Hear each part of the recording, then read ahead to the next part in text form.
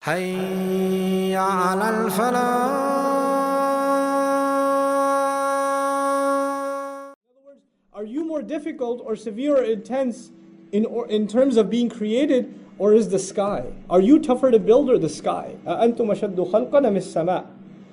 When you go to Surah Naba, we found the earth first and the sky second. أَلَمْ نَجْعَلِ الْأَرْضَ مِهَادًا وَالْجِبَالَ أَوْتَادًا وَخَلَقْنَاكُمْ أَزْوَاجًا. And then afterwards, وَبَنَيْنَا فَوْقَكُمْ سَبْعًا شِدَادًا. There was the earth and then the sky.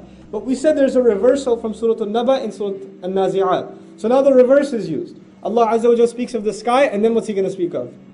The earth. He's going to reverse the sequence. Okay. So He says, "Are you more intense in construction of the sky?" Banaha, He built it.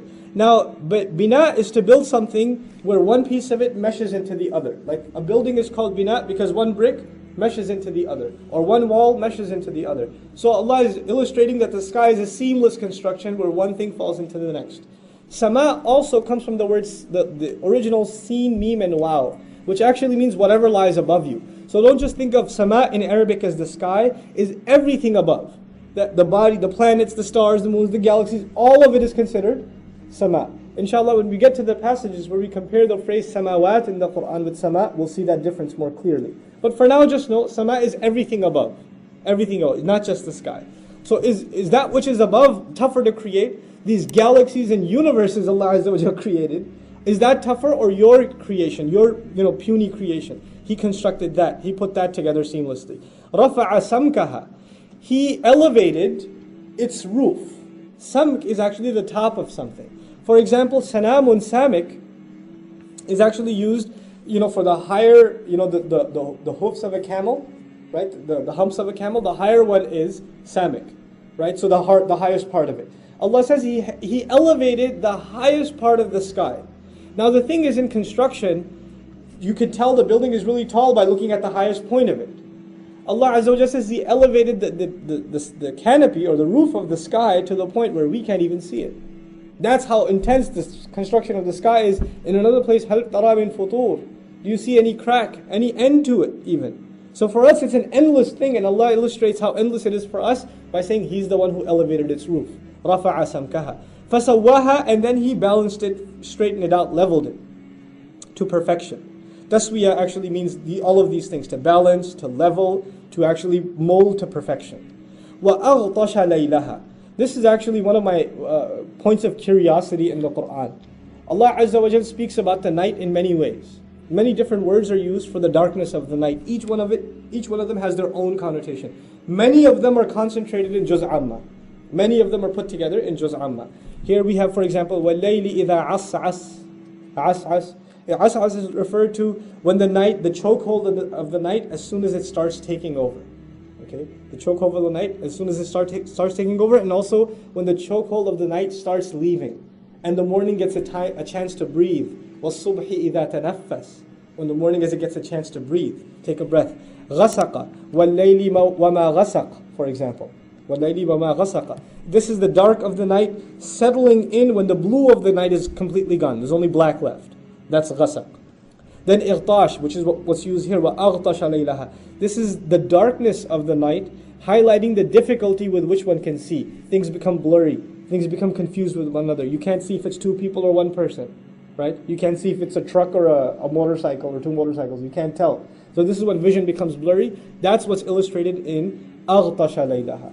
He made the night exceptionally dark, hard in it for it to be hard for you to see in it. وَأَخْرَجَ ضُحَاهَا. And He brought out of it, that very dark night where you couldn't see anything, duha.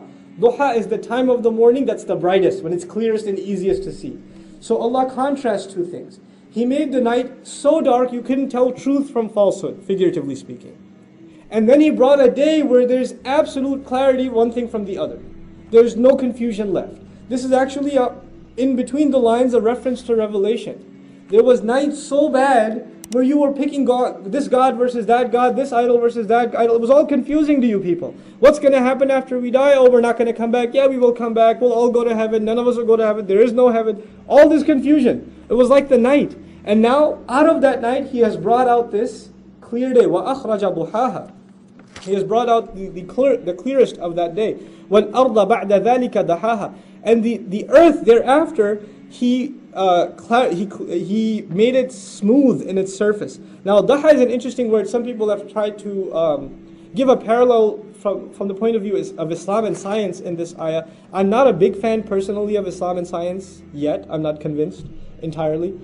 Because I think we have to be true to the language and we shouldn't bend the meaning to fit science in it. If it's there, fine. But we shouldn't twist the meanings and abandon the additional classical meanings and say, it means this, and now the scientific phenomenon clicks with the ayah. Anyway, I will tell you what the classical meaning is. The word daha, actually, dahwa was used for the egg of an ostrich. So dahwa was used for the egg of an ostrich. Udhiyya actually, was used for the place where the ostrich lays its egg. So some have used that to say, Wallahu a'lam, that because there's an implication of something oval or round, and Allah speaks about the earth and how He made it daha, He made it oval or round in shape. That's what the implication some have used. Allahu a'lam, the truth in it. Anyhow, what we do know in the classical sense, daha yadhu dahwun means to smoothen and to spread out. So what Allah is illustrating here is after the earth and its the sky and its magnificent creation, and how Allah made the sky a means of delivering the darkest night where you can't see, and also the brightest morning when you can see everything. Also notice the powerful creation of the earth and how widely it spread. وَالْأَرْضَ بَعْدَ ذَلِكَ دَحَاهَا. And perhaps this is also a reminder to the kafir who's been listening to the surah, where Allah Azza wa Jal said, فَإِذَا هُمْ بِالسَّاهِرَةِ. They're going to end up in that flat, clear land. Allah said, look, He made the land clear. So when you see clear land, you should remember that land where you're going to be landing eventually anyway. أَخْرَجَ مِنْهَا مَاءَهَا وَمَرْعَاهَا. He drew out from it its water. That's the easy word. Mar'a is a little bit of a difficult word here. Mar'a is actually ism dharf makan. It's a noun used to allude to a place, a space. Ra' is used for pasturing, right? And it's also used for pasture land, like grazing land, like fields and fields of farm and grass and stuff, where you grow produce for animals, for your cattle, and also for yourself. So Allah says basically first He made the earth flat and smooth and expanded.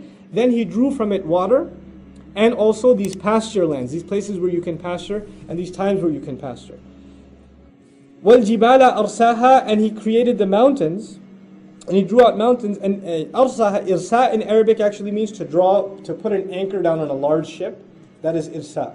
So He says He put mountains like they are anchored into the ground, that they're anchored deep into the ground. The idea being you can't just pluck them out and move them. They're not like any other building that you can demolish and get up, but they're fixed constructions that are very difficult, very tough in their construction. Also, irsa was used for pegging, to peg something into the ground. This word actually will come up again in the surah. This is an interesting correlation of terms from beginning to end.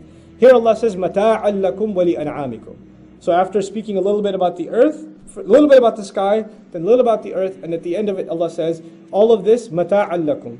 This is provisions for you to use. Mata'.